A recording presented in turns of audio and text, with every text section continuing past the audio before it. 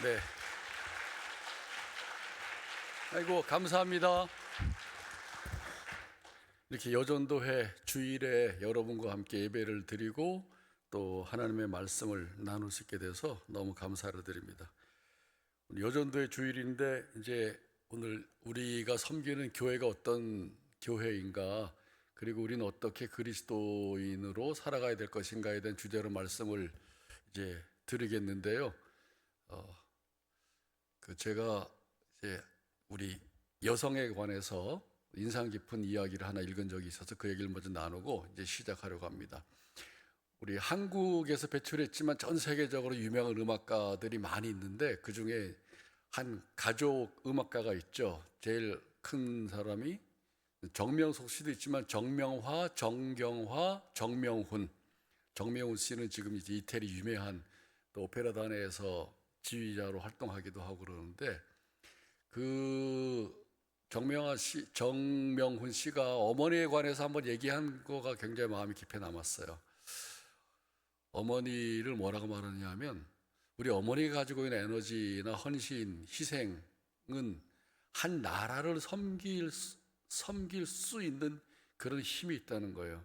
근데 그걸 가지고 우리 자녀들에게 완전히 쏟았으니 우리가 어떻게 잘 되지 않을 수가 없겠냐고 정명훈 씨가 그렇게 얘기를 했어요. 근데 그 어머니 이원숙 여사가 나중에는 미국 가셔서, 미국에 일찍 이민 가셨지만 미국에서 신학하고 결국 그분의 마지막 삶은 이제 목사로 마무리를 하셨는데, 그분이 쓴 책에 내 꿈을 펼쳐라라는 책이 있어요. 거기에 쭉 본인이 살아온 이야기를 하면서 어떻게 아이를 키웠나라고 하는 걸 보여주는데, 와, 그분의 삶이 정말 대단합니다.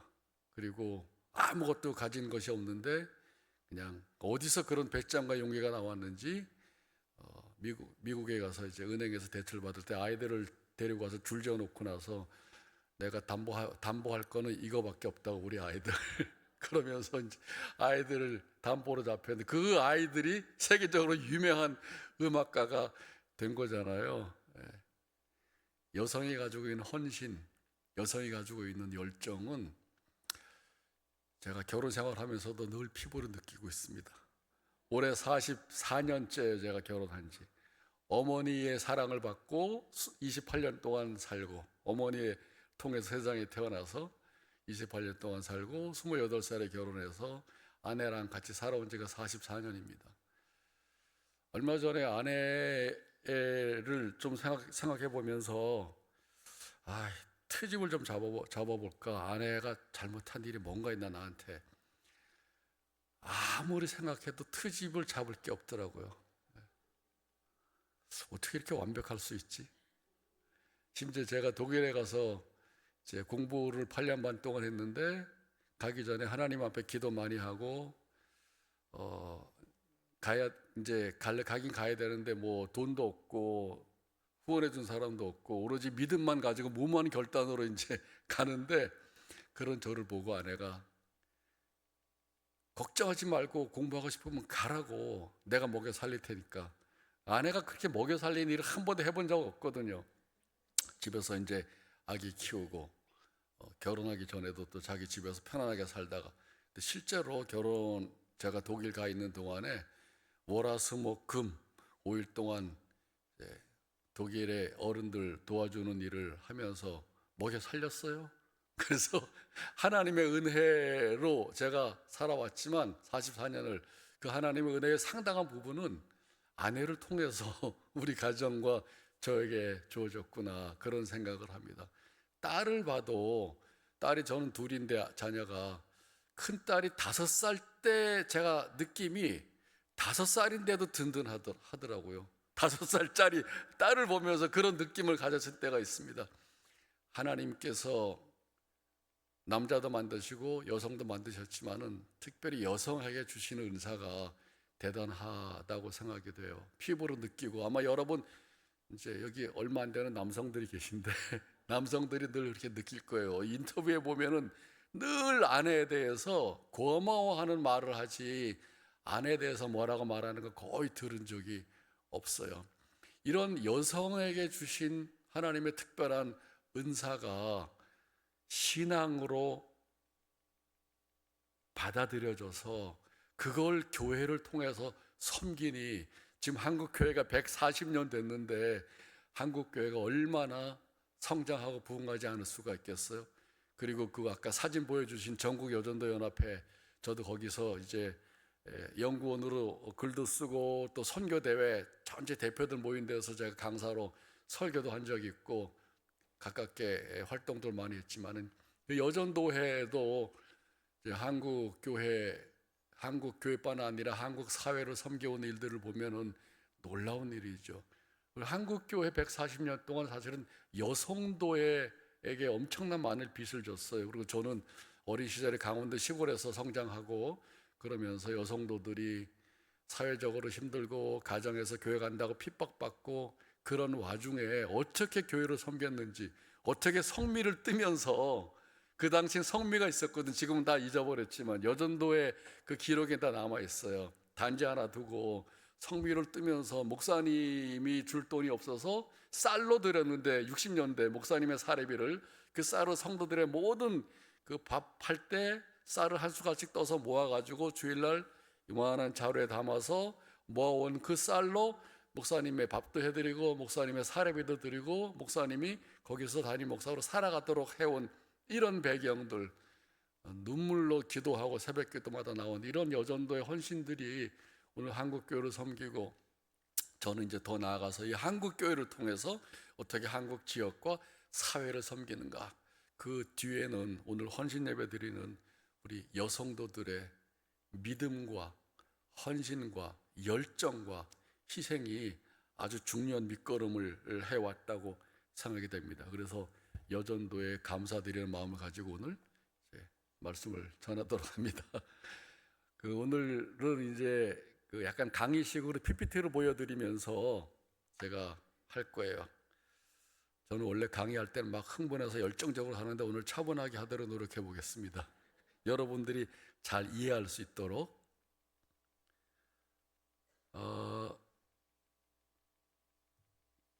한국교회 140년 동안 거의 한 1990년대까지 계속 지속적으로 한국교회가 성장했어요. 그 와중에 70년, 80년 때는 거의 폭발적으로 한국교회가 성장해 왔습니다. 그래서 세계교회가 한국교회를 딱 보면, 성장하는 교회, 부흥하는 교회, 그리고 선교하는 교회, 이렇게 이제 한국교회를 알고 있습니다. 지금 우리 한국교회가 140년밖에 안 됐지만 전 세계 몇 개국의 선교사를 파송한지 아세요? 170개국에 파송했어요. 거의 전 세계에 있는 모든 나라에, 우리 대한예수교 장로회 통합측만 해도 90개 나라의 선교사를 파송하고, 다음 주에 오실 이제 이재한 선교사님, 제가 아주 사랑하는 선교사님인데 인도에 가서 20년 동안 벌써 선교 활동하셨어요. 뿐만 아니라 한국 교회가, 한국에 속해 있는 교회가 속해 있는 한국 사회의 다양한 영역에, 초대교회부터 정치, 경제, 사회, 교육, 문화에 굉장히 선한 영향을 끼치면서 한국 사회 발전에 한국 교회가 기회에 온 것은 교인들뿐만 아니라 교회 바깥의 일반 사람들이 보더라도 부인할 수 없는 이제 사실입니다. 그리고 한국 교회는 초창기에는 박해와 핍박 속에서 아주 작은 교회였지만은, 그럼에도 불구하고 우리 한국 사회가 건강한 방향으로 나갈 수 있도록 건전한 문화를 형성하고 도덕적인 영향력들을 발휘해 온 것이 우리 한국 교회의 모습이다, 이렇게 볼 수 있어요. 근데 지금 그 140년 지난 이 한국 이제 교회가 위기를 맞게 됐는데, 그 위기는 교회의 위기도 있지만 사실은 한국 사회의 변화에서부터 오는 위기도 있어요. 여러분 잘 아시는 것처럼 한국 사회가 초고령화 사회로 접어들고 있다는 걸 알고 계시죠? 왜 그러냐면 그 밑에 저출산율하고 연결돼 있고, 또 저출산율은 이제 청년들과 젊은 이제 부부들이 살아가기가 굉장히 어려운 사회가 됐다는 거예요. 어떻게 보면은 우리가 살던 시대는 훨씬 더 어려워, 이렇게 말씀을 나눌 수는 있는데, 그렇게 얘기하면 6.25 때 얘기하는 것 똑같아요. 우리는 워낙 어려운 데서 살아왔지만 지금 청년들은 굉장히 안정되고 풍부한 삶 속에서 살아왔기 때문에 이제 더 요구하는 부분이 훨씬 더 많아지고, 그래서 그런 부분들을 감내하는 부분도 여기 앉아 계신 어른들하고는 이제 다른 자세일 거예요. 강아지 키우고 고양이 키우는 건 참 좋은데, 스타필드 같은 데 가서 보면은 유모차 끌고 다니는데 이렇게 보면 아이보다는 강아지가 더 많아가지고 씁쓸한 마음도 있습니다. 아이를 낳기가 어려워요. 그리고 그러다 보니까 인구 소멸 시대, 지방 소멸 시대로 접어들었어요. 제가 이거 실감한 거는 이제 한 2년 전에 안동의 지역교회들 목사님하고 세미나를 하면서 안동의 지역교회들을 쭉 방문했는데 정말 지역의 사람들이 줄어들고 없어져 가는 걸 제가 보았습니다. 그리고 그 교회에 대부분 여자 목사님들이 교회를 지키고 있더라고요. 여자 목사님들이. 그것도 참 인상 깊었습니다. 우리 교회 학교 아이들 얼마나 넘쳤어요. 60년, 70년대는 막 교회에 다니는 아이들이 넘치고 부모님이 교회 안 다녀도 아이들이 교회 많이 다녔는데, 동네 아이들이. 지금은 이제 아이들이 줄고 학교가 줄면서 교회 학교도 저절로 줄어들거나 없어져서 전국의 교회 중에 50% 이상의 교회 학교가 없어요. 애들이 교회를 안 나오는 게 아니라 아이 자체가 동네에서 안 산다는 것이죠. 이런 걸 보면서 교회는 세상이랑 그냥 딱 분리가 돼서 하나님이 우리를 특별히 사랑하시니까 세상이 어렵지만 교회는 전혀 어렵지 않겠구나, 이렇게 생각을 많이 해왔는데, 그게 아니라 교회와 세상은 분리할 수 없는 끈으로 연결되어 있구나, 그걸 알 수 있습니다. 그래서 이제 제가 전국의 교회를 다니면서 연구해 보면은 사람이 살지 않으니까 교회가 줄어들거나 없어지고, 아이들이 없으니까 교회 학교가 줄거나 없어지는 것이죠. 특별히 우리는 이런 관계를 코로나를 통해서 피부적으로 느꼈어요. 코로나 3년 기간 동안에 세상이 코로나로 힘들고 어려우니까 그래도 하나님은 교회를 특별히 사랑하셔서 우리를 지켜주시겠지, 이렇게 생각해 왔었는데, 그게 아니라 예배를 드리지 못할 정도로 우리도 어려웠잖아요. 전염이 되니까. 이런 사실들이 뭘 말해주나요? 교회는 세상과 분리할 수 없는 공동의 운명체라는 거예요. 운명이란 말은 기독교인들이 잘 쓰는 말은 아니지만 함께 간다는 것입니다. 근데 우리는 자꾸 교회를 세상과 분리시켜서 교회만 특별한 울타리 안에 가둬두는 그런 신앙적인 이제 생각을 할 때가 되게 많아요. 그런데 하나님은 교회도 사랑하시지만 세상도 사랑하시기 때문에 세상과 교회를 분리할 수 없습니다. 제가 요즘 신앙을 동행이란 관점으로 많이 생각하는데, 신앙을 동행이란 관점으로 생각해 보니까 굉장히 신앙이 갖고 있는 의미가 풍부해지는 걸 느꼈습니다. 근데 우리는 세 가지 동행이 있습니다. 하나는 하나님과 동행하는 거예요. 우린 다 그리스도인은 하나님과 동행하는 사람이잖아요. 얼마만큼? 지상에서 그리고 영원토록 하나님과 동행하고, 우리가 믿음으로 산다는 것은 그 하나님이 우리와 동행해 주시고 성령이 우리 옆에서 함께 보조를 맞춰서 걸어가시는 그 성령에게 응답하는 것이 우리 믿음의 삶이에요. 첫 번째 하나님과 동행, 두 번째는 성도와 동행입니다. 여러분, 성도의 사이 같은 이런 관계는 세상에서 찾기가 힘들어요. 특별한 관계입니다. 예수 그리스도의 생명을 놓아가졌어요. 우리가 예수 그리스도의 생명으로 묶여져 있어요. 다 우리 안에 예수 그리스도의 생명이 있습니다.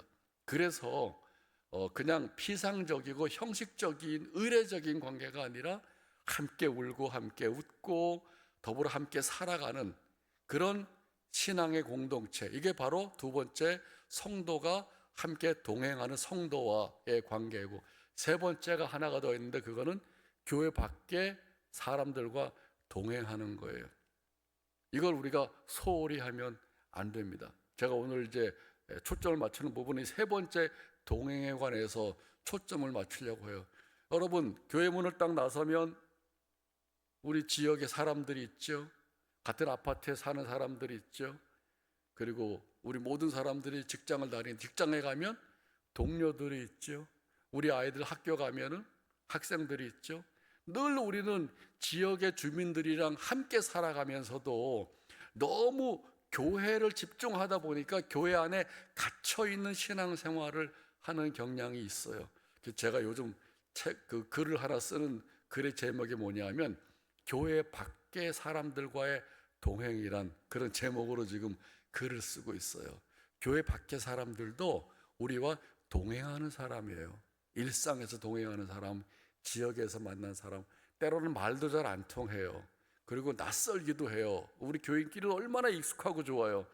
그렇지만 그분들도 동행하는 사람이기 때문에 어떻게 하나님이랑 동행하고 성도랑 동행하면서 동시에 월요일부터 토요일까지 세상에서 살아가는 동안에 지역 주민들과 함께 동행할까? 그것이 바로 그리스도인의 삶입니다.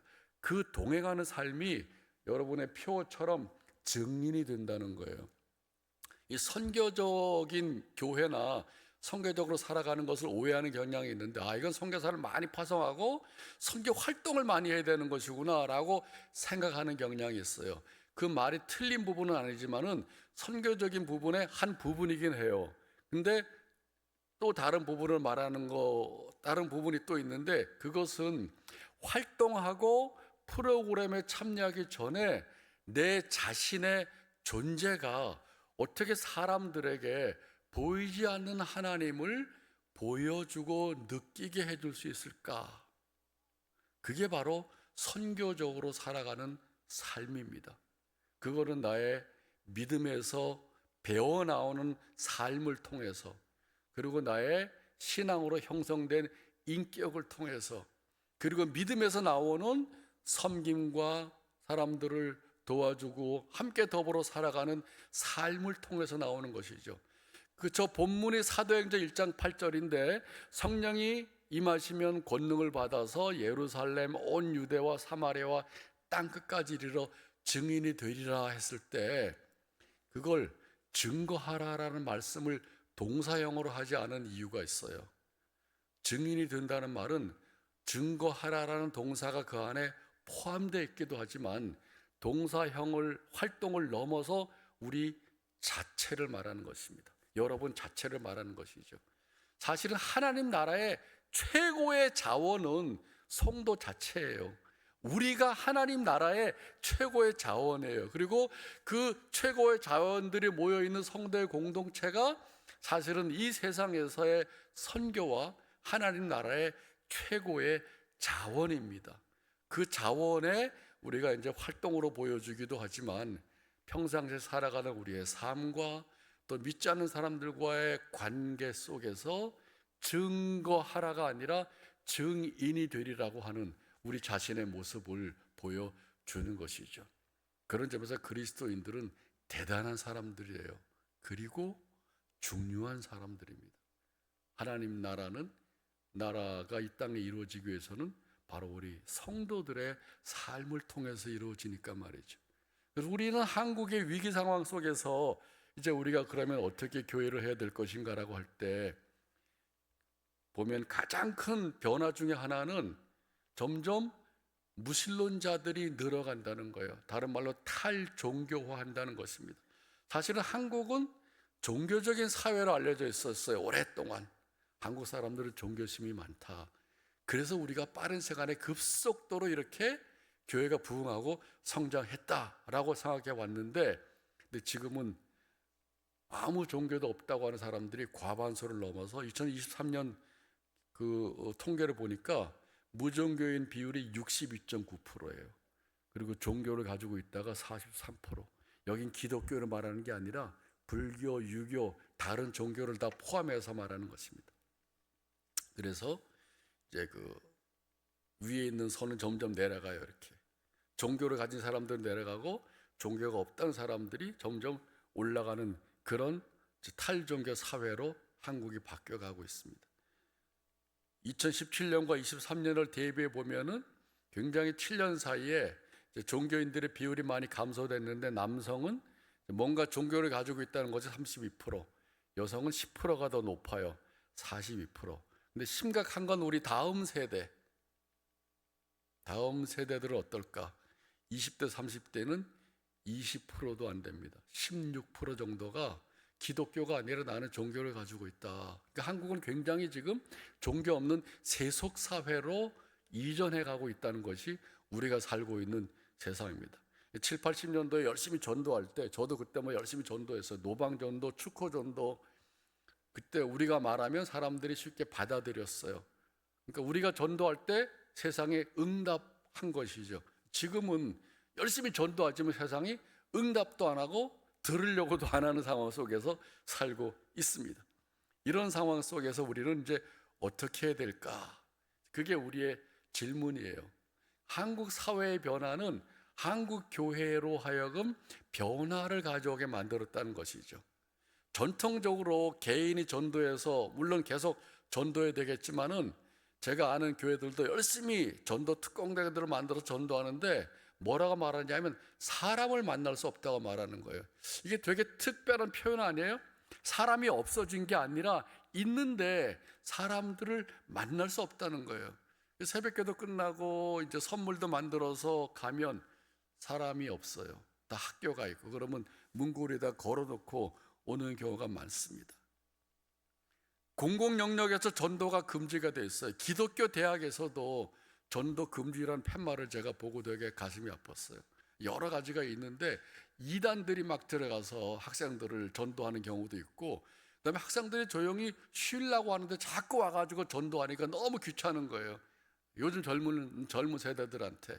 그러니까 아예 그 학교 딱 대문에다가 학교 안에서 전도 금지. 그래서 우리 7, 80년도에는 학원 복음화를 통해서 한국교회 엄청난 일꾼들을 리더들을 많이 배출했는데 지금은 학원 복음화가 너무 힘들고 유일하게 청년들을 전도하는 데가 하나 있어요. 그것도 제한받긴 하지만 그래도 비교적 허락받은 데가 있는데 어딜까요? 군대입니다. 제 제자들이 군목으로 많이 있는데 옛날보다는 많이 제한됐어. 옛날에는 막 너 예배 나와 이렇게 막 말했는데 지금 그렇게 말하면 안 된대요. 이제 강요가 돼서. 그러나 교회가 준비해 놓고 학생들한테 군인들한테 전도하고 거기서 이제 예수 믿고, 지난번도 어떤 그 제자 군목한테 소령인데 통화했더니 자기가 70명 세례를 줬다 그러더라고. 놀라운 일이죠. 지금 청년들 70명을 어디서 우리가 만날 수나 있어요? 세례 주고 제대하면 또 근처에 있는 교회랑 연결해가지고 계속 신앙생활할 수 있도록. 지금 군대와 군목의 역할이 어떻게 보면 한국에서 유일하게 청년들을 잘 만날 수 있는 이제 그런 곳이고, 여전도에도 그런 점에서 군목의 지원 활동들을 그동안 참 많이 해왔어요. 그 다음에 70, 80년대 성장하고 부흥할 때는 교회와 지역사회가 별로 분리가 되지 않았어요. 세상이 교회를 신뢰했고 서로 같이 사이좋게 잘 지냈었기 때문에. 근데 오늘날처럼 사람을 만날 수 없다는 말은 뭘 말하냐면 교회는 교회고 세상은 세상이 돼버렸다는 거예요. 그래서 이 교회 이미지가 지역사회의 섬 같은 이미지가 됐어요. 성 같은 이미지. 우린 어떻게 이 고립된 교회를 넘어갈 수 있을까라고 하는 게 앞으로 땅끝까지 이르러 증인이 되리라 라고 하는 예수님의 말씀을 우리 개인적인 삶과 또 교회적인 삶을 통해서 실천해내는데 중요한 숙제입니다. 그 숙제를 오늘 여러분과 함께 풀어보려고 해요. 그래서 과거에는 주로 오는 교회, 컴 스트럭처에 익숙한 교회였다면 오늘날은 이제 나가는 교회로 이렇게 전환해야 되겠다. 그리고 개인적으로도 물론 접근하지만은 이 지역사회에서 볼 때 교회 이미지가 뭔가, 이 교회적인 접근이 이제 우리 시대에는 필요하다는 것이죠. 교회 바깥에서 볼 때 저 교회는 어떤 교회인가.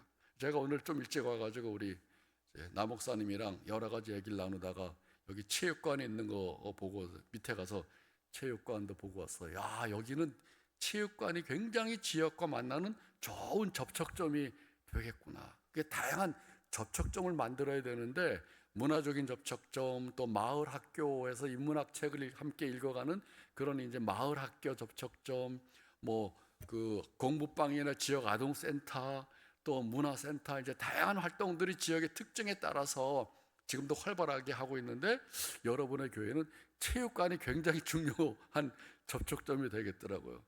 요즘 탁구장이 다 없어졌어요. 근데 여러분 교회에서는 탁구도 치고 배드민턴도 치고 또 아이들이 아까 막 운동하면서 노는 거 보니까 너무 좋더라고요. 어쨌든 우리가 어떻게 교회를 문을 예배 드릴 때만 열고 그 다음엔 평일엔 딱 닫아버리는 교회가 아니라 늘 지역이 볼 때 저기는 우리가 함께 드나들 수 있는 교회야 라고 비출 수 있을까? 그게 바로 선교적인 교회예요. 선교하는 교회 전에 선교적인 교회에서 선교하는 교회를 만들어 내는 것이죠. 그러니까 이미지가 저기는 우리와 함께하는 교회야. 저 교회가 있어서 우리 동네에 유익한 부분이 많아. 우리가 행복해. 이런 이야기들을 지역사회에서 들을 수 있다면 그거야말로 땅끝까지 이르러 증인이 되리라라고 하는 증인 공동체 역할을 우리가 잘 하는 것이죠. 그게 성도의 개인의 삶을 통해서도 나타나고 성도의 공동체인 교회를 통해서 지역사회에 이루어져 가는 것이 그게 바로 성경이 우리에게 말씀하고 있는 교회의 본래의 모습입니다. 이런 교회가 되고 싶죠? 이미 여러분들은 그런 교회를 이루고 있다고 생각이 들어요. 이거는 시간이 들리나요? 그러면 이건 넘어가겠습니다. 우리가 한번 마을에다가 관심을 가져보세요. 마을이 뭔가 도대체? 우린 그동안 마을은 교회 바깥에 있는 동네라고 생각해 왔어요. 그리고 동네에서 우리는 교회로 들어왔으니까 교회로 들어와서 교인이 된 다음에는 그 다음에 마을에는 별로 관심이 없어요. 오랫동안 교회 다니다 보면은 동네 사람들하고 사귈 수 있는 시간이 점점 줄어들어요. 제가 옛날 이제 목회한 적이 있었는데 그때 교회 열심히 나오는 집사님이 여자 집사님 계셨어요. 기도도 많이 하시고 집사님 교회 나오셔서 기도하시는 거 참 좋은데 근데 그 아파트에서 옆에 사시는 분하고 같이 약수터도 가고 좀 같이 지내세요 그랬더니 그분이 깜짝 놀라가지고 정말 그렇게 해도 돼요 그러더라고. 교회 다니면 동네 사람들하고 만나면 안 된다고 생각하는 사람들이 많아요. 교회는 교인하고만 만나야지. 심지어 어떤 목사님은 교인들하고 만나야지 교회 다니는 사람, 교회 안 다니는 사람하고 만나지 말라 그렇게 말하는 얘기도 제가 들어본 적이 있어요. 그럼 어디서 증인이 됩니까 우리가? 교회 안에서 증인이 되겠어요? 동네에서 증인이 되겠어요? 근데 이 마을은 우리가 경제 성장을 급속도로 경험하면서 전부 개인주의가 지배하는 사회가 돼버렸어요. 이걸 다른 말로 파편화된 사회라고 말해요. 그러다 보니까 동네 사람들하고 정이 들어서 같이 살아야 되는데 사소한 문제 가지고 다투고 살인까지 나와요. 저는 지금 양평에 있는 양수리 지역에 가서 그 동네에서 23년 동안 살았어요. 아파트하고 다르게 이런 주택에서 살면 이제 동네에서 좀 친해질 수 있잖아요. 옛날에는 그랬는데 지금은 안 그렇습니다. 제가 좀 더 시골에서 19년 살고 그 다음에 이제 양수리 근처에 있는 그 양수역 쪽에서 집을 지어가지고 딸들이랑 같이 살고 있는데 없던 단지가 생겨서 한 7동네가 생기고 이제 집이 또 옆에 또 살던 집들이 있어요. 어떻게 사냐 하면 아파트처럼 살아요. 어쩌다가 눈이 마주치면 안녕하세요 밖에 없고 그것조차도 안 하고 살아요. 이렇게 우리가 단절되어 있습니다. 평소에 사이 좋게 지내야 되는 이유는 오가다가 이렇게 제가 직접 봤어요. 서로 이렇게 부딪힐 때 누군가 하나 빼야 돼요. 길이 외길이니까. 근데 이것 가지고 신강해 버려요. 신강해 버리다가 막 남편 불러와요. 금방 싸움이 나요. 원수가 돼요. 평소에 잘 지내지 않으면 동네에서 원수 되는 것은 순식간입니다.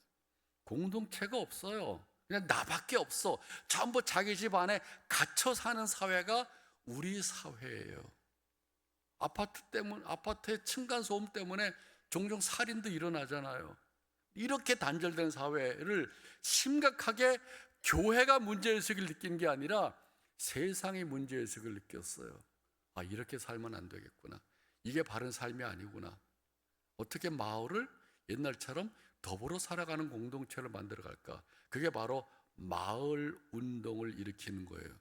주민자치 시대에 됐고 주민들이 중심이 돼서 아름다운 마을 곳곳에 다양한 마을 만들기 운동들이 일어나고 있죠. 거기에 이제 김영순 씨 같은 분이 마을은 우리 마음을 닫고 있는 공동체다. 우리 일상에서 함께 살아가는 공동체고, 그 다음에 이제 그 연세대학교 조한혜정 교수님은 이런 꿈을 꿨어요. 시민사회에서 사회 발전을 위해서 지혜가 필요한데 국가와 시장 단위만이 아니라 먼저 지역과 마을 단위로 생각하고 일해야 된다. 마을에서 함께 모여 밥 먹고 아이들도 같이 키우고 오손돈도 살고 동네 식당도 차려보고 사회적 기업, 마을 기업도 하면서 잘 살아보자는 것이죠. 한 60년도로 거슬러 올라가면 이렇게 살았어요. 우리가 다 모든 마을들이. 근데 지금 60년, 70년, 80년 경제 성장하고 압축 성장하고 그러면서 사회가 엄청나게 많이 바뀌었어요. 한국 사람들의 마음속에 늘 가지고 있는 정의라는 부분들이 사라져 버렸어요. 저희 할머니하고 대화를 많이 나누고 할머니한테 많이 배웠는데 할머니 완전 지혜 덩어리예요. 근데 할머니가 어느 날 제가 대화하다가 야, 쌀 한 마리를 한 사람이 주고 그 다음에 다시 또 쌀 한 마리 도로 받았어. 뭐가 남니? 그래서 뭐가 남아요? 영이지. 그랬더니 정이 남는다 그러더라고. 너무 기가 막힌 표현 아니에요? 쌀 한 마리를 주고받아서 산소로 생각하면 남는 게 없지만 주고받는 과정 속에 정이 남는다는 거예요.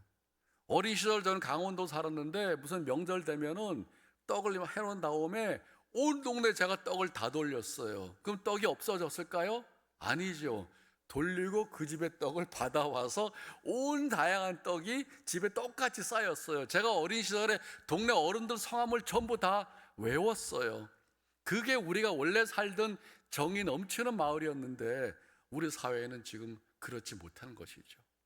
교회는 공동체인데 안타까운 것은 이 공동체가 교회 안에 갇힌 공동체라는 거예요. 지역사회는 뿔뿔이 흩어졌어요. 지역사회를 공동체로 사람 사는 정 많은 공동체로 세우는 일을 우리가 먼저 했으면 좋았을 것 같은데 우리는 관심을 못 갖고 지역에 있는 사람들이 이렇게 마을을 새롭게 만들어 보자라는 운동들을 하고 있는 것이죠. 그래서 저도 새로 생긴 그 이제 우리 동네 7개 마을과 그 다음에 또 흩어져서 한 15개 정도 마을이 있는데 매주 수요일마다 쓰레기를 버리는데 어디다 버리냐면 우리 집 앞에다가 버려요. 옹벽에서 거기가 제일 터가 넓어요. 거기다가 쓰레기를 버리는 쓰레기 점점 많아져. 여러분들이 아파트 살 때 쓰레기 그냥 갖다가 놓고만 오면 되죠. 또 배출이 우리나라는 8가지 배출 규칙이 있어요. 그거 안 지키면 안 가져간다고. 그거 아세요? 배출 규칙? 일반 종량제에는 일반 쓰레기 넣지만은 철이나 캔은 투명, 그 다음에 비닐로도 투명, 비닐로가 아니라 플라스틱도 투명, 그 다음에 유리는 마대포 자루에다가 넣어야 돼요. 자꾸 유리를 일반 투명 비닐에다가 넣으면 안 가져가고 쌓인다고. 그 다음에 섞어 스티로폼을 자꾸 그 플라스틱에다가 집어넣으면 안 가져가요. 그럼 쌓여. 아무도 이거를 치우지 않아요. 제가 20년 넘게 마을과 함께하는 교회를 연구해 왔기 때문에 내가 이거 해야지 하고 지금 마음 먹고 있는데 얼마나 예민하고 짜증나고 신경질 나는지 이 마을이 저절로 만들어지는 게 아니구나. 제 아내가 저보고 군소리 말고 3년 동안 하라 그런데 벌써 지금 4년이 넘어갔습니다. 아무도 나서지를 않아요. 제가 지금 그거 계속 쓰레기를 수요일날 가져가면 목요일날 살펴보고 정리해서 이렇게 다시 하고 있습니다. 명색이 마을운동을 연구했기 때문에 일단 해야 되겠다. 그러다가 너무 짜증나서 이제 카톡을 만들어가지고 동네 사람들한테 이렇게 서로 연결해서 인사도 하고 아무도 주도적으로 나서지 않습니다. 그게 우리가 살고 있는 실정이에요. 형편입니다. 이런 동네에 공동체를 이루어가는 교회가 서 있다는 것이 무슨 의미가 있을까요? 여러분, 교회는 교인들만을 위해서 있는 게 아니라 교인들에게만 중요한 게 아니라 교회 바깥의 사람들에게도 중요해요. 그게 바로 교회다운 교회인 것이죠. 한때는 사람이 많이 모이고 큰 교회면 좋은 교회라고 생각했어요. 오늘은 세상은 교회다운 교회를 찾고 있습니다. 어떤 교회예요? 세상으로부터 등 돌리고 고립되고 우리끼리만 교회 안에서 예배 잘 드리고 기도하는 그런 교회? 그건 교인들만을 위한 교회지. 세상의 땅끝까지 이르러 증인이 되는 그리스도의 공동체가 아니죠. 그래서 그거를 근본적으로 우리가 교회론으로 접근할 때 한국교회 교회 이미지가 네 가지가 있는데, 하나는 방주적 교회론, 구원의 방주, 교회에 와서 구원을 받는 건 맞는데 방주의 약점은 나가는 문이 없어요. 들어오는 것만 있고. 두 번째, 분리된 교회론, 구약의 성전처럼 교회만 거룩하다, 세상은 악하다, 이런 생각 갖고 있으니까 자꾸 교회가 스스로 고립되는 거예요. 하나님 앞에서 살아가는 것은 교회에서 예배 드릴 때뿐만 아니라 여러분 가정과 이웃과 직장 생활 속에서 늘 하나님 앞에서 살아가야 되는데, 그게 선교적인 삶인데 우리는 예배 드릴 때는 하나님 앞에서 살지만 세상 교회를 딱 나가면 하나님이랑 무관하게 살아가는 것처럼 여기는 사람들이 많거든. 그 다음에 건물 중심의 교회, 신앙생활을 교회 생활이랑 동일시하는 경향이 많아요. 교회가 중요한 건 어떻게 그리스도인들이 세상에서 하나님의 백성답게 살아갈 수 있을까를 우리가 돕고 지원해 주기 위해서 교회가 필요한 건데, 건물 안에 갇혀있는 신앙이 많습니다. 네 번째는 프로그램 중심의, 이게 지금 네 가지인데 요 이미지가 좁기 때문에 우리의 신앙의 관점이 좁아요. 여러분, 안경이 너무 중요합니다. 안경에 따라서 볼 수 있는 시야가 제한돼요. 어떤 안경을 쓰느냐가 중요한데, 신앙의 관점을 어떤 교회론을 가지고 있느냐에 따라서 어떤 사람은 세상 전체가 하나님의 일터와 사랑으로 보이기도 하고, 어떤 사람은 교회 안으로만 보이기도 하고, 어떤 사람은 개인 안에만 보이기도 해요. 하나님은 세상을 이처럼 사랑하사 독생자를 주셨어요. 그래서 이 편협한 교회론을 넘어서 온 세상을 품는 그런 믿음을 가져야 그때 세상이 교회를 교회다운 교회로 알게 되는 것이죠. 이거는 넘어가겠습니다. 자, 그러면 이제 선교적 교회라고 하는 것이 뭔가라고 할 때 한번 읽어보세요. 선교적 교회는, 시작.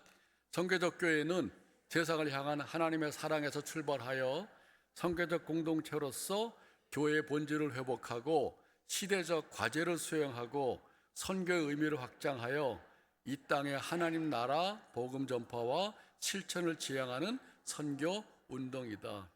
한마디로 말하면 교회 문턱을 넘어가는 교회가 돼야 된다는 거예요. 교회 문턱을 넘어가는 교회. 제가 어떤 서울의 어느 지역 갔는데 교회 5층짜리 건물로 멋있게 새로 지었어요. 거기서 3일 동안 이런 선교적 교회 사경회를 했는데, 그 목사님의 말씀을 제가 들었어요. 그 동네에서 제일 확 돋보이는 교회 건물이에요. 새로 진 건물이니까 5층으로. 목사님이 이제 그 교회 주변에 아파트가 있으니까 청소년들이 와서 공부할 수 있는 도서관을 하나 만들어야 되겠다. 교회 안에 방이 많으니까 얘기했더니 장로님들이 당회에서 노했어요. 거절했어요. 근데 이제 구청장이 또 보니까 이 동네 청소년들은 모일 장소로 이 교회가 딱 좋은데, 그래서 요청했는데 또 노했어요. 노한 이유가 뭐냐 하면, 우리가 새로 진 교회 건물인데 사람들이 들락날락거리면 교회가 상한다는 거예요. 교회 건물이 상한대요. 이게 교회입니까? 건물이지. 건물이지 교회가 아니에요. 교회란 뭐냐? 제가 그 교회를 오늘 이 에베소서 1장 23절 말씀을 가지고 짧게 설명할게요. 한번 다시 읽어봅시다. 교회는, 시작. 교회는 그의 몸이요 만물 안에서 만물을 충만하게 하시는 그리스도의 충만함이니라. 세 가지로 압축하면 교회는 그리스도의 몸이요, 교회는 그리스도의 충만함이요, 교회의 그 충만함은 만물 안에서 만물을 새롭게 하는 그리스도의 충만함입니다. 이걸 제가 요약해서 설명하면은, 그리스도의 몸이라고 하는 건 뭘까요? 한마디로 말하면 보이지 않는 그리스도를 우리가 교회를 통해서 보여주는 것이다 라는 의미입니다. 성경의 마테마가 누가 요한복음 보면은 우리와 똑같은 몸을 가지셨던 예수님의 모습을 우리가 알 수 있잖아요. 그죠? 함께 먹고 함께 마시고 함께 말씀을 전하고 사람들 병을 고쳐주시기도 하시고, 야, 세상에 예수님이 오셨을 때 무슨 일을 하셨는가? 우리는 지금 보지 못하지만 알 수 있어요. 복음서에 기록된 예수의 모습을 보면은.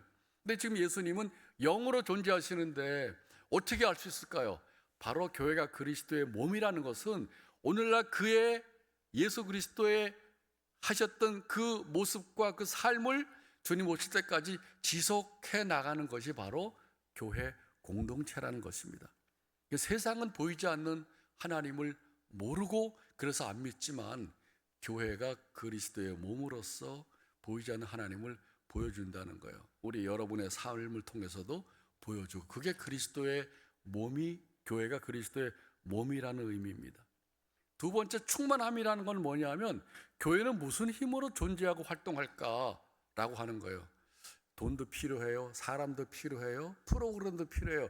이 모든 것들이 다 필요한데, 그러면 큰 교회들은, 이런 게 많은 교회들은 그러면 이제 더 그리스도에게 충만하고, 이게 없는 농촌의 작은 교회들은 그러면 충만하지 않나, 이렇게 생각할 수 있잖아요. 저는 20몇 년 동안 교회 연구하고, 특별히 농촌에 있는 작은 교회, 누가 봐도 사람도 적고 전부 어르신들이고 재정도 약한데 놀라운 경험들을 많이 했어요. 우리 남 목사님이 장신대에서 목회학 박사할 때 저랑 같이 수업하면서 그런 교회들을 방문했어요. 도시에 있는 교회도 방문했지만은 농촌의 작은 교회들도 방문하고, 어떻게 이렇게 교회들이 생명력 있게 살아 움직이는 교회가 될 수 있었는지, 이 교회가 있기 때문에 우리 지역이 행복해요란 말을 어떻게 교회가 들을지, 그 비결이 뭘까? 돈도 없어요, 사람도 없어요, 젊은 사람도 없어요. 어떻게?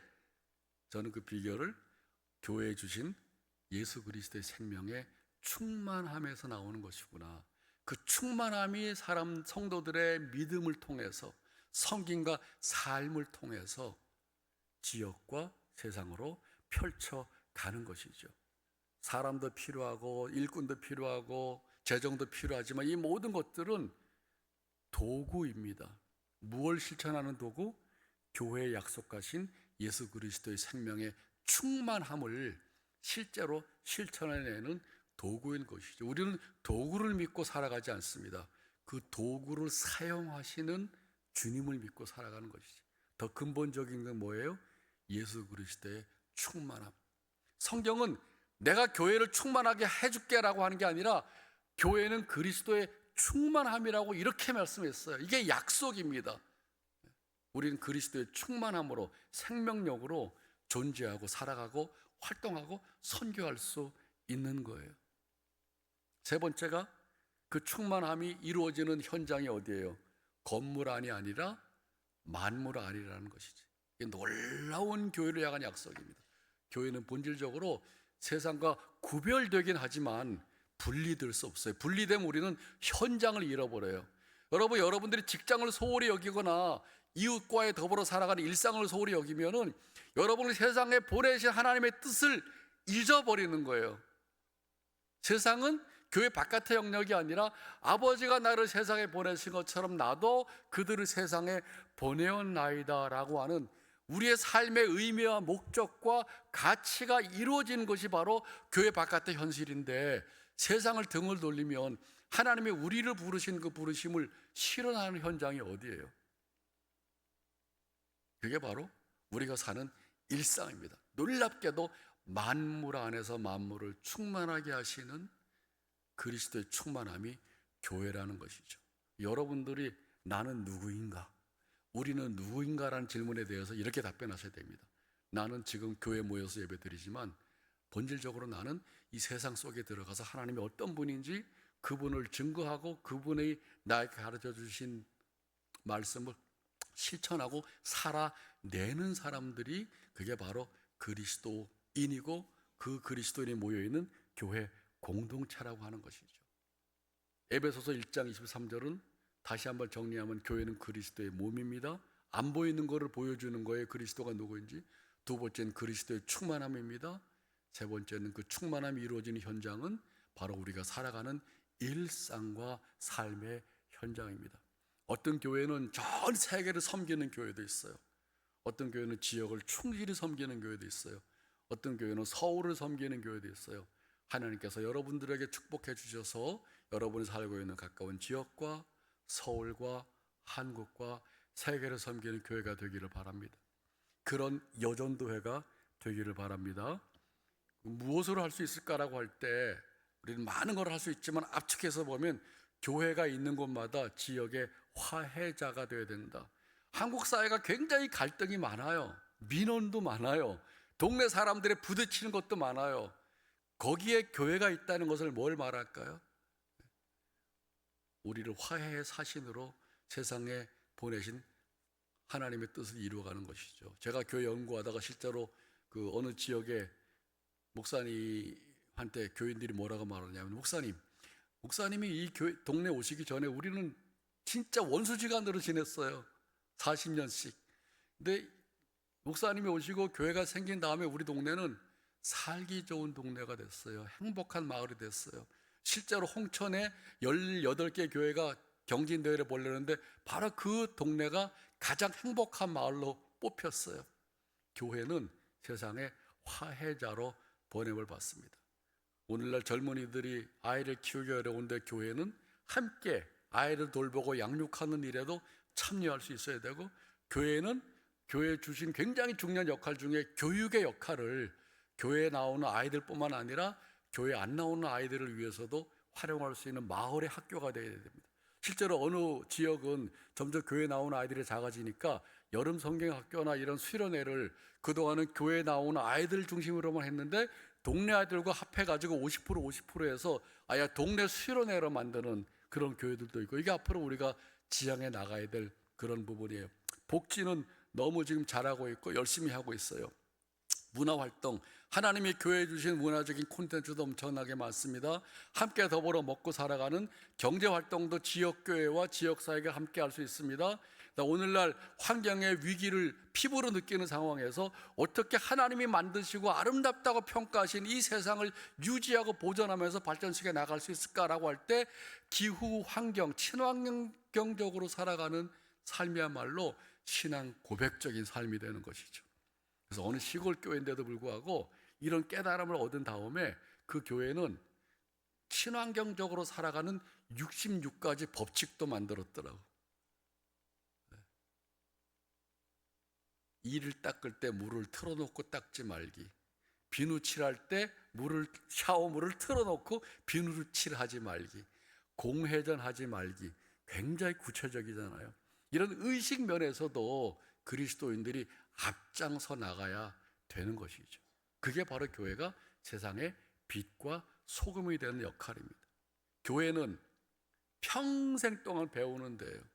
사랑하는 우리 성도 여러분, 하나님 부르시는 그날까지 나는 평생 동안에 배우고 성장하고 더 온전해져 가겠다라는 결심을 하셔야 돼요.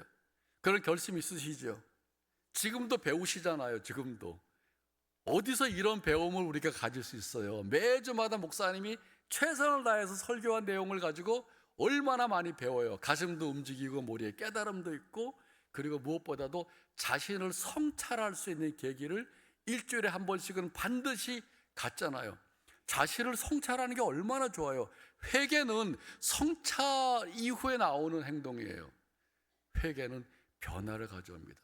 이것이 하나님께서 교회에 주시는 세상에 없는 유니크한 특징이에요. 이런 점에서 그리스도인들은 정말 매력적인 사람으로 살아가요. 우리 할머니가 87세 때 사람은 죽을 때까지 배워야 된다 말씀하셨는데 너무 놀라운 고백이에요. 여러분 스스로 그렇게 생각하세요. 나는 교회를 통해서 하나님이 오시는 그날까지, 부르시는 그날까지 나는 계속 배우고 성장할 거야. 시어머니가 며느리를 대하는 관계에서도 성장하고 자녀를 대하는 관계에서도 나는 절대로 꼰대 같은 역할을 하지 않을 거야. 난 아이들을 존중하고 아이들을 지지해 줄 거지 잔소리하면서 아버지나 엄마의 권위를 내세우지 않을 거야. 이런 의식 가지고 살아가세요. 저도 손주랑 같이 사는데 손주가 할아버지 친구 같아 이렇게 얘기를 한다면은 그거야말로 저에 대한 최고의 찬사라고 생각하면서 손주랑 매일 대화하고 있습니다. 왜 그럴까요? 교회는 배우는 현장이에요. 딴 데도 배우는 게 많지만 우리는 전인격적으로 배우고 그리스도의 온전함을 닮아서 온전해 가는 거니까 이것만 해도 교회가 가지고 있는 모습이 얼마나 아름답고 좋은지 모르겠어요. 여러분 자신에게 그렇게 이미지를 갖게 해주세요. 나는 하나님께서 아름답게 만들어주신 사람으로 계속 살아갈 거야. 일반인들은 나이가 들어가서 고집이 세지고 그냥 일방적이 되고 그렇게 되는데 나는 안 그럴 거야. 나는 마음을 열고 다른 사람에게 귀를 기울이고 나보다 어린 사람에게도 귀를 기울이고 그게 옳다고 생각하면 나는 나를 변화시켜서 계속 성장해 갈 거야. 이게 바로 교회 모습이고 그리스도인의 모습이에요. 이렇게 살아갈 수 있는 모든 성도가 되기를 간절히 바랍니다. 다 이렇게 살아갈 수 있으시죠? 네. 공동체를 회복하는 원리는 열린 교회가 되어야 되겠다. 한마디로 문턱을 넘어가는 교회, 교회 안에 갇힌 교회가 아니라. 그래서 이게 시골에서 이런 교회가 하나 있었는데 여기가 그냥 교회 안에 갇혀 있다가 문턱을 넘어가 보니 완전히 지금은 동네 안에 도토리 공작소, 서점 또 이렇게 만들어서 지역사에 함께하는 교회로 거듭나는 그런 예를 제가 한번 이제 보여드리려고. 그리고 우리 그리스도인들은 교인이 아니라 세상을 살아가는 그리스도인이라는 의식을 가지고 있어야 돼요. 한편들은 교인이지만 다른 한편들은 지역사회 주민이거든. 그러니까 지역사회에서 하고 있는 일에 적극적으로 참여해야 돼요. 우리 교인들이 거기서 그리스도인들이 어떻게 생각하고 어떻게 활동하는가를 보여주어야 돼요. 제가 어느 교회 연구하다가 그 교회 목사님이 이제 너무 좋아하는 분이고 그 교회를 전 세계에 제가 소개했는데 그분이 2년 전에 돌아가셨어요. 그래서 일주기 때 제가 이제 그분 추모하는 마음으로 갔는데 어느 집사님, 여자 집사님이 그분 목사님이 쓰신 시집에서 시를 하나를 꺼내서 읽으시더라고요. 그러면서 제가 왜 교회에 나왔는지 얘기를 하더라고요.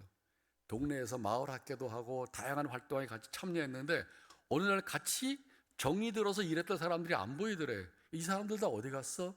이 사람들이 다 교회 간 거예요. 그분의 고백으로는 그 사람들이 보고 싶어서 교회에 따라갔다는 거예요. 자기가 지금은 집사님으로 열심히 활동하고 있어요. 야, 그 말을 듣고 그렇지, 이게 바로 증인이 되는 것이지. 이게 바로 그리스도인들이 교회 안에 갇혀있지 않고 세상에서 믿지 않는 사람들이랑 다양한 영역에 더불어 살아가다가 그분들이 우리를 보고 싶어서 우리가 다니는 교회를 찾아 나오는 게 이게 진짜 그리스도인의 삶이지. 이게 바로 그리스도인의 모습입니다. 이게 지역사회가 보는 교회가 되어야 돼요. 이건 우리 다 넘겨가겠습니다. 그래서 교회는 구체적으로 지역 주민과 코이노니아, 사귐을 확장하고 동행을 교인들과 동행뿐만 아니라 지역 주민들과 동행, 그 다음에 이제 디아코니아, 섬김과 봉사. 지역은 교회다운 교회를 어떻게 하냐 하면 섬김과 봉사를 통해서 할 수 있어요. 아, 저 사람들이 우리를 섬기고 우리를 돕는구나.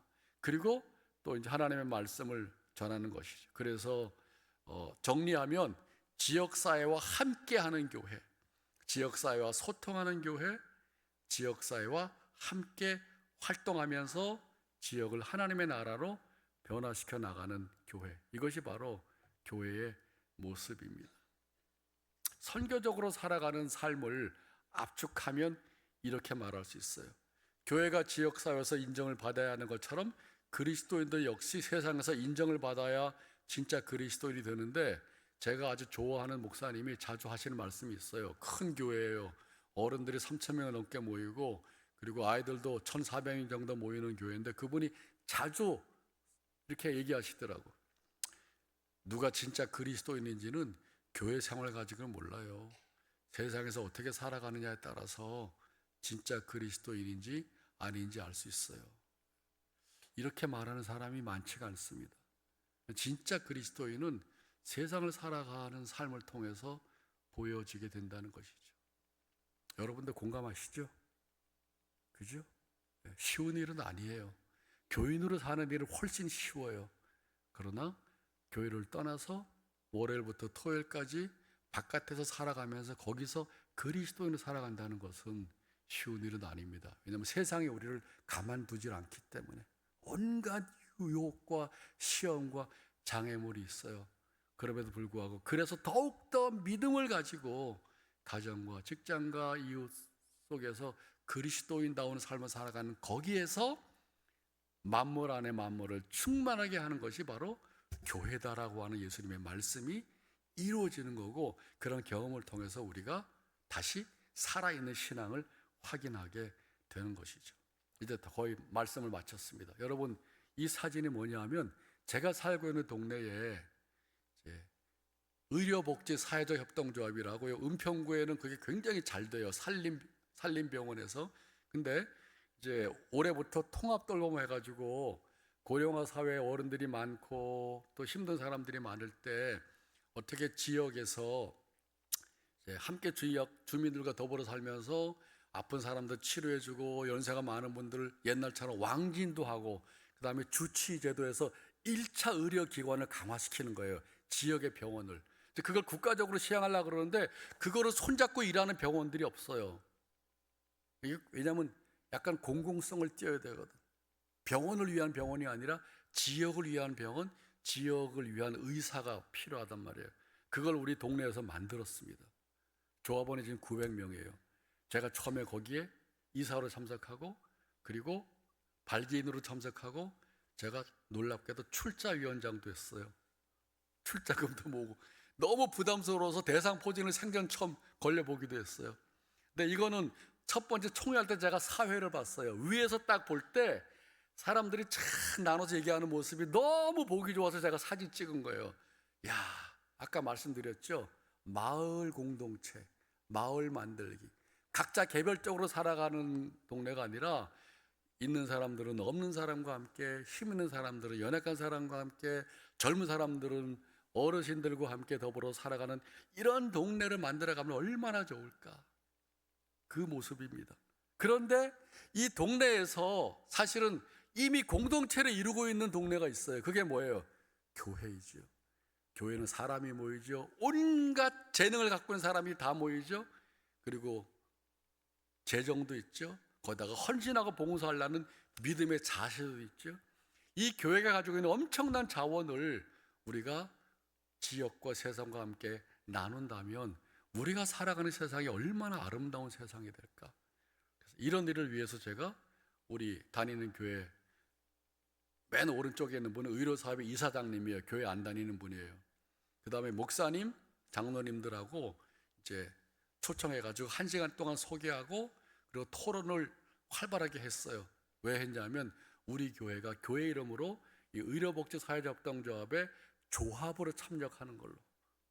그래서 토론한 끝에 1,000만 원 출자금을 내고 그 지역에서 처음으로 지역사회에 함께하는 이제 그 의료사업의 회원교회가 된 것이죠.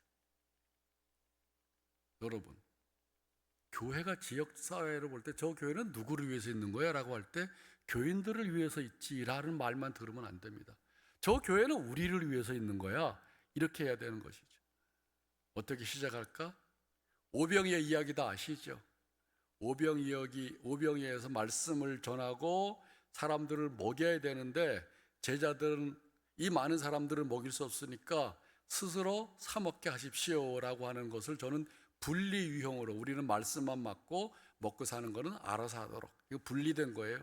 두 번째, 너희가 먹여라 그랬더니 요한복음 보면 빌립이 딱 나와가지고 이 사람들을 먹이려고 그러면 200데나리온 돈도 충분하지 않아요. 이 현실주의에 사로잡혀서 우리가 가지고 있는 게 없으니까 못하겠다는 것이죠. 믿음으로 가지고 있는 꿈이 없어요. 세 번째, 예수님께서 갈 것 없다 너희가 먹여라. 어떻게 먹였어요? 마태, 마가, 누가, 요한복음 다 있는데 여러분 집에 가서 꼭 읽어보세요. 마가복음 6장 34절에서 44절에는 말씀이에요. 오병이어가 우리에게 또 새로운 교훈을 줍니다. 그게 뭐냐면 거기 파란 글씨로 되어 있는 거, 너희에게 떡이 몇 개가 있느냐 가서 보라. 한번 읽어보세요. 시작. 너희에게 떡이 몇 개가 있느냐 가서 보라. 와, 이게 기가 막힌 말씀이구나. 제가 세상에서 배운 원리인데 이미 예수님은 오병이어의 사건을 통해서 이렇게 행하셨구나. 그건 뭐냐 하면 돈이 없으니까 어디 부잣집에 가서 빌려오라고 말씀하지 않으셨어요. 너희에게, 우리에게서부터 시작된다는 거예요. 두 번째는 엄청난 게 아니라 한 아이가 도시락을 싸온 소박한 오병이어, 그 작고 소박한 것에서 시작한다는 것이죠. 그리고 세 번째, 할 수 있는 것. 이 세 가지가 누구나 교회가 하나님 나라 일에 참여할 수 있는 실천 원리입니다. 한번 따라해 보세요. 나에게서부터 시작한다. 두 번째, 작고 소박한 것에서. 세 번째, 할 수 있는 것에서. 이것이 우리가 어떻게 세상을 섬겨요? 여러분들은 큰 교회니까 가능성을 많이 가지고 있지만 농촌의 작은 교회들은 아예 이런 생각을 못하는 교회들도 많거든요. 어디서 출발해요? 오병이어에 대한 새로운 믿음에서부터 출발하는 것이죠. 그래서 이 교회가 아까 제가 말씀드린 그 교회예요. 교인들이 보고 싶어서 찾아왔다는 교회. 그 눈에 보이는 거가 목사님 사택입니다. 오른쪽이 작은 교회예요. 7, 80명밖에 안 모이는 교회예요. 이 교회를 저는 전 세계에다가 소개했어요. 왜냐하면 예수 그리스도의 생명의 충만함이 지역과 한국을 넘어서 세상을 도전하고 감동을 주는 교회이기 때문에. 여기 앞에 있는 분들은 독일에서 목회하는 목사님들이에요. 지역계 목사님. 한국에 왔을 때 보통 사람들은 큰 교회들, 알려진 유명한 교회를 방문하겠지만 저는 그 교회들을 안 가고 이 교회를 데리고 갔습니다. 이 목사님이 앉아가지고 어렵고 힘들지만 담담하게 본인이 목회해 왔던 이야기를 들었을 때 이 독일 목사님들이 엄청 감동을 받고 도전을 받는 걸 봤어요. 그리고 1년, 2년 지나서 제가 독일에 가서 이분들을 다시 한번 확인했어요. 한국에 와서 교회를 방문하고 어떤 생각이 들었냐.